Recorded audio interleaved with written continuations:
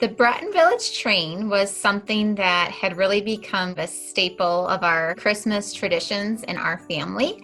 I have two little girls and we live close to the Breton Village Mall. So every holiday season, we made a point to go at least once, probably multiple times. The sound was more the sound of families gathering around it. It was the sound of the children giggling and screeching with delight as the trains would go by, and they'd go racing around the track, following the trains, and they would laugh, and their parents would be telling them stories of memories of their trains. This display was huge, and there was a big mountain and waterfall and little villages and so many little details. The feelings of Christmas, and the lights are twinkly, and there'd be a tree or there's a story. Looking for whatever treats my grandpa put into the train cars, whether it's Hershey Kisses or little presents, or he always would put like a Santa up on the mountain. You would see the same families come back year after year. Most people would stop.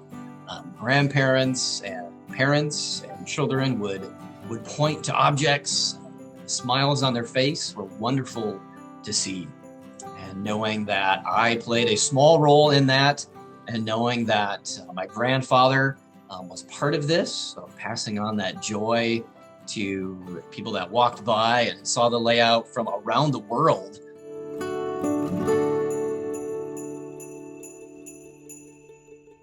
So Herb DeVries is my grandfather. Working with my grandfather, he always smiled. He always had an answer to the problem that we were faced with. And that gave me a sense of peace and calm and encouragement, knowing that Grandpa would come up with something. Sometimes it took some silence, some pause from him, and I never knew how he was going to solve a problem. When us kids were little, going to Grandma and Grandpa's, he had this steam locomotive that went around the train, and it blew real steam, and it had this smell to it. And talking with my cousins and my siblings, for us, that's the smell of Christmas. I can remember growing up on trains. I don't remember a time when there weren't trains. My dad had built this enormous layout, an HO gauge layout in our basement, and it took up half of the basement. That layout really never matured, so he never really finished that. But when we got to the mall, I think that was really his layout, his idea of what he really wanted to do. He just got enormous joy out of seeing other people enjoy. When it came to buildings, this was kind of an all-family affair. I don't remember a time when the train layout wasn't a part of our lives, and we knew come November that we would pretty much be moving to the mall, and my mom would be there a lot, and then my siblings and I, my cousins, we would all go there after school. We would have to finish our homework next to the layout, and then we would be tasked with helping out with certain things. When my grandfather asked me, he said, "Hey Darren, do you want to crawl underneath this train layout? And then we're going to tie some wires to your belt loops on your pants, and we're going to send you under the train layout." I was really excited about that. What 8-year-old boy would not be? To be able to crawl under this layout, there's a whole maze underneath there to bring wires to, whether it was controller wires, track wires, lamppost wires, wires for any other gadgets on the layout. You'd be trying to eat lunch or something, and then you'd hear, "Oh, Thomas is down. Oh, I gotta go. This train is down." Like, that was like all holidays. "Oh, I gotta run up to the mall. This train's down." We would make sure that we would add all of the little special seek and find things that my mom would come up with to make the layout a little more interesting and fun for the kids to look for. We saw this activity as my grandfather was going to do it anyway. He would stay up as long as he needed to meet the deadlines. So I think as a family, we saw the passion he had, the dedication he had to get this layout done every year on time before the Christmas crowds would come, and we wanted to help. It's more than a train. I personally am not like a big train enthusiast. It's more than that. I really enjoyed seeing all the little scenes that were set up. You know, there's a wedding coming out of the church. There's a car accident. There was always a little seek and find activity, kind of an I Spy. So there's a list of different little things hidden throughout the display that you could walk around and look for. To me, that was just a really special thing, especially having little kids that love to watch a train go around and love to look for all the little secret hidden figures and characters. Just kind of, I don't know, there's something about trains there's a nostalgia involved. There's a lot of memory involved. Well, actually, Claire took me to this mall. When she started taking her kids there, our grandkids, we said, well, shoot, yeah, we'll go with you. You know, every time we were watching the kids, we would say, well, let's go see the train. The last time I saw the layout was at Breton Village Mall. It was exciting to show my kids, you know, when I was their age. Hey, there's the barn that your dad created when I was 8 years old. And to describe what this layout means, that it was a big part of their great-grandfather's life. To pass on that passion for trains, for Christmas, and what Christmas really means. That's what was always most important, and that's what I try to pass on to my kids. So when I first heard that the Breton Village was changing its structure and the possibility that the train layout would be discontinued, certainly a sadness, as I'm sure a lot of people felt when they heard about that. It was hard to hear. And yet at the same time, the other side of that too, knowing that my grandfather was not getting any younger, and I knew that things like this generally don't go forever, right? It was just that sadness that this fantastic family-friendly time of joy and excitement wouldn't be shared. I never really realized that maybe that last Christmas season that we were there would be the last Christmas season that we could see the train. And it wasn't until the following Christmas where the mall was completely being renovated. There was no mall to walk into, when we realized that wouldn't be part of our Christmas tradition that year because it wasn't there. When we were told by the mall to get everything out, everything was just packed up quickly and thrown into a couple of rental storage units. So some went to storage and some went to my grandpa's house, which I was living there at the time. So we shoved everything in the garage. And it sat there for year and a half. And then we're talking about how do we deal with this? How do we manage this much material? And it got to the point where we said, well, we really can't keep renting these sheds. We've got to do something with the layout. So the big boards and all that came out. The 8-foot mountain, styrofoam mountain that was on the layout, got pitched because there was no way any of us could store this stuff. And we debated as a family how this legacy would end. I didn't know, who owned it or who put all this work in to set it up. I had assumed, which I think a lot of people probably do, that it was owned by the mall and it was just part of a shopping mall display. And I thought, well, for certain that display will be somewhere else this year and in future years because it's kind of become a staple of our community. So I started kind of looking around on the internet, was it at a different shopping mall? Where was it? And the answer was it wasn't on display. So that January afterwards, I just kind of had this resolve that I was going to figure it out. And was there a possibility that we at the Gerald Ford Foundation and Museum could possibly host this display? I was approached in December of 2017 by Claire with the idea of bringing the Breton Village train to the museum. Since 1996, we had featured Christmas trees in the lobby of the museum. We called it Christmas on the Grand. After more than 20 years, that was getting a little long in the tooth, and we were thinking about how we might mix things up.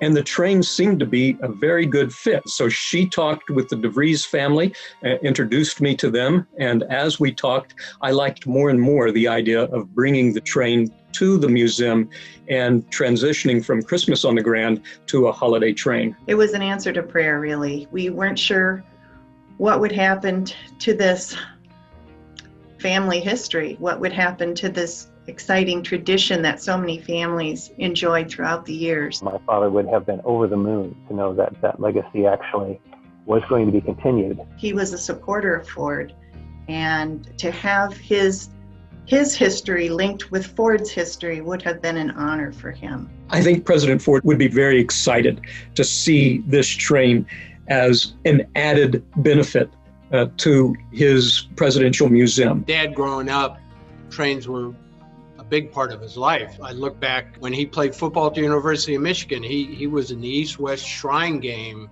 You know, these were guys that took a train, I think all the way out to San Francisco to play that game. During his campaign in '76, he did a huge train campaign, city to city, you know, gave speeches off the back of a train to try to get reelected. And us as kids, one of my first memories about Christmas was going down into our basement, and Dad had put together a big train set that was on 2 or 3 big 4x8 sheets of plywood, and we took the whole basement floor up with this train.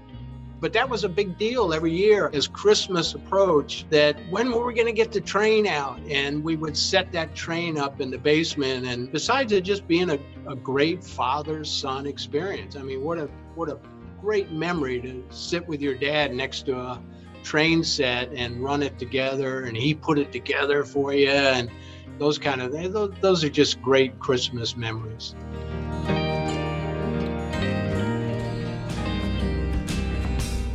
When I first started kind of this journey to find the train and to see if maybe we could give it a new home, my dad, who had always really, I mean, he grew up enjoying trains and cars and all things that go. He spent most of his career working at General Motors. He's always had a train going around our Christmas tree, and he loved to take my girls to the mall to see this display as well. So he was kind of my teammate in this, and I told him, I'm going to find that train, and maybe we can give it a new home. And he said to me, if you do, I want to be a part of it. If you do, I want to help. I want to be part of the team. And so I definitely held him to that. And ever since it began being displayed at the Ford Museum, my dad, Larry Avery, he's been one of the prominent volunteers as far as like engineering with the train, but also mostly with the models that you see. So maintaining and upkeeping the little scenes and structures, and also creating new ones. Another one of the goals of the museum is to bring in more of the Gerald R. Ford lifetime into the train set. So one of the first buildings I built was one of his first jobs was at Bill's Hamburger Joint. So I renovated one of the old buildings and converted that to Bill's Hamburgers. Bill's Diner is probably too fancy a name for what the place actually was in reality. It was a little hamburger joint that was right across the street from South High, and Jerry Ford worked there through high school. It was the place where one of the most significant experiences of his childhood occurred, when one day while he was working there, a new Lincoln automobile drove up in front of Bill's place. And a big man got out and walked up to the entrance to the diner, stood there for a little while staring at young Ford as he's behind the counter, and then eventually approaching him and saying, "Are you Leslie Lynch King Jr.?" Ford hadn't heard that name. He said, "No, I'm Gerald Ford Jr." And the man replied, "No, you're Leslie Lynch King Jr. and I'm your dad. And I want to take you to lunch." And so when Ford recovered from the shock, he took Ford to lunch, introduced himself to the high schooler. And so it was the first time that Ford met his birth father. And he said one of the hardest nights he ever had in his childhood was walking home that evening knowing that he would have to tell his parents about what had occurred.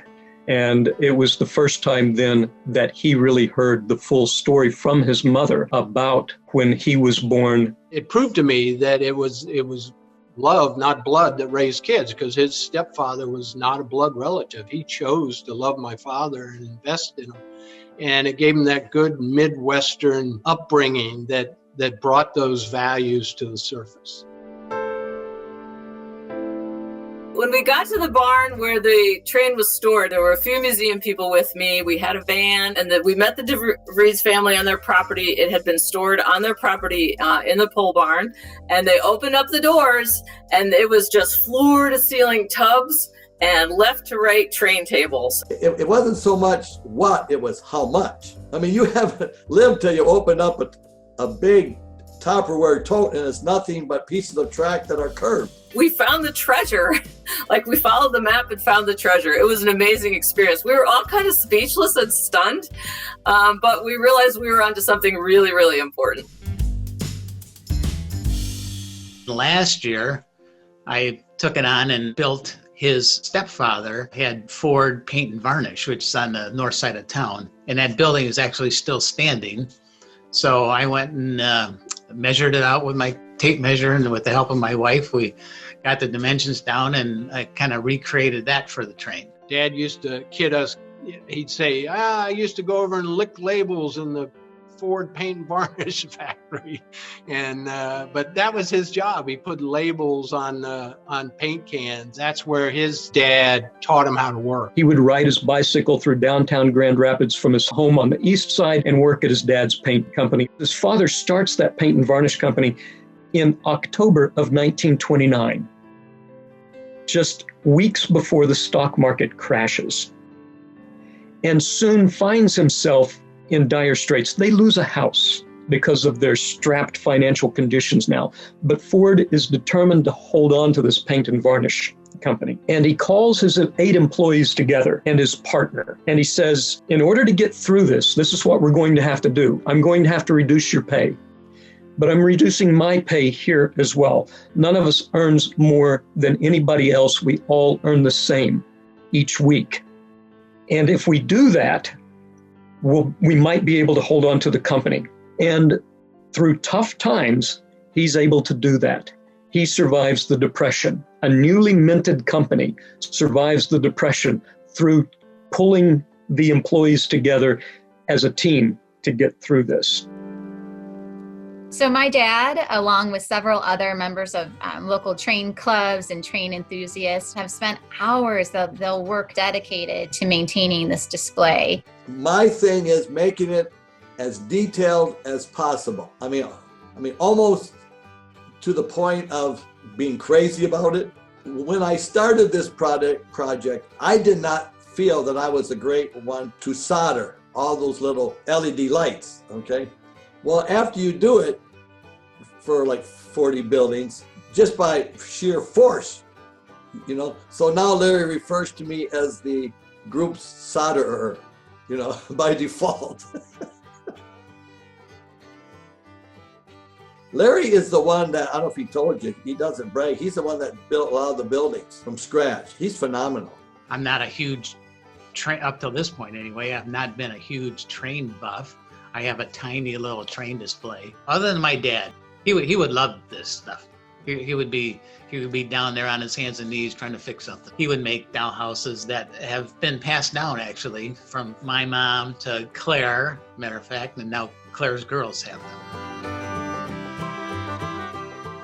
Well, for this year or next year, whichever it turns out to be, I've taken on the task of pulling together a model of the Ford winter getaway place that was in Vail, Colorado. Gerald Ford became quite an accomplished skier. That was made apparent to the Secret Service rather early on in his presidency, when they actually had to go out and recruit a Secret Service agent who could keep up with him on the ski slopes. Some of my first memories as like a 4-year-old kid was Dad and Mom taking us to Boyne Mountain and teaching us to ski. And as a 4-year-old kid, I can remember being on the chairlift the first time, just freezing and crying and going, no, I don't want to do this. And Dad and Mom holding our hand. We skied probably 10, 12 years in Upper Michigan, Boyne Mountain there. And then Dad took us one winter out to Utah and then later on Colorado. And once we found that, Rocky Mountain snow, we were sold. And Mom and Dad got really excited about it, and they They got a condo there, and every winter we'd go to Vail, and that was the Christmas experience, to be in Colorado skiing with a family every day and big dinners at night and presents under the tree. It was kind of interesting because Mom would decorate the White House, right, for the White House Christmas, and they had a tree and all the decorations. But then we would all go to Vail. I mean, Vail was the West Coast, basically, White House during Christmas. But every night it was about the family connecting and sitting down face to face and talking, and maybe afterwards you play a couple of people might be playing gin, or somebody else is playing backgammon or watching a movie together. So it was all about family and family being together and talking, and it was a wonderful experience.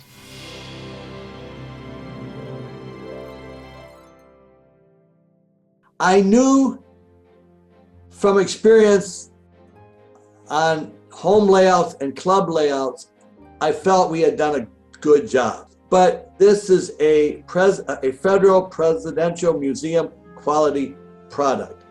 You set yourself to a higher standard. I wasn't nervous, but we were kind of waiting to see how people would react to the details. There was a lot of moments of not necessarily this isn't going to work, but how do we make this work? How do we work together and reconfigure things to make it work for the space? So it was an immense amount of work from the museum team in a short period of time. And then by December 1st of that year was the grand opening. I actually made a big pretend switch, and we had the grandkids or great-grandkids throw the switch to start the display. 3, 2, 1. Blow your whistles. The opening of the train display at the Ford Museum, that was an exciting day because it was passing those memories on to the next generation, and our kids got to be a part of that, and they remember that and could share in that excitement that we always had growing up. So it really meant a lot. They did have their conductor's hats on that day and their train whistles, and such a cool experience with the mayor being there and the drum line and the reindeer, and a lot of people that showed up that day and other family members. And it was a really great experience to see the community enjoying that display in its new home at the museum. So I know my family appreciated it, and my kids really got to enjoy that day. It'll be a special memory for them. By the time my grandfather had stopped working with the layout, my kids were little, and I had moved to the other side of the state and wasn't sure that they would ever get to experience the layout in the way that I had growing up. And so to see what the museum had done with the layout and how exciting it was, they were able to bring in all that magic that we had always grown up with. My son had never experienced the layout, and so thank you to the museum, he was able to do that. And then not only that, but people that I went to college with were there with their kids and other family members that were bringing, their kids and grandkids. And so to see all these people that we love get to also experience the layout and see that, all the things that my grandpa had wanted, continue on was, it was just incredible. The feeling in the room when we have the train set up for the public is just excitement and magic. Kids are transfixed, parents are transfixed, grandparents are transfixed. Everybody rushes in at full speed and they see this train and then they stop and they just take it in. And then they sort of move around the train and look at all the details, but they walk into the room, everybody stops, big smiles all around. It was just like the Christmas movie. It was just that joy that you saw in the faces of everybody. On the weekend, it's like having 200-300 grandkids show up at your house. So I had never imagined that Grandpa's train layout, all the work that went involved with it, would keep going for as long as it has. And now to see the layout in a presidential museum is quite fantastic. Far beyond what I had ever imagined, what our family had ever imagined.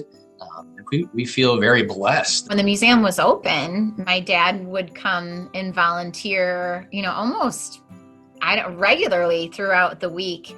And I was, of course, there working every day. And sometimes we'd go out and grab lunch together. So it's almost like having my dad as a coworker. Having your daughter as the boss is kind of cool, but I suppose she could fire me, but she probably won't. It's amazing because I've seen in your dad the same kind of passion that my dad had. And it's that passion that gets shared with your family and your next generation and now the community. And we're just very grateful that you persevered in getting the layout moved to the museum. But also I am so thrilled because the layout stands for so many things. It is a love story. It's a love story of trains. It's a love of Christmas. It's a love of family. It's a love of education. It's love of sharing. The layout brings so many things to so many people, and it brought our family together. It brought other families together at Christmas. And I love how it's bringing your family together. Just come and enjoy it. Relax. Be young for a half hour because it'll bring you back to your childhood.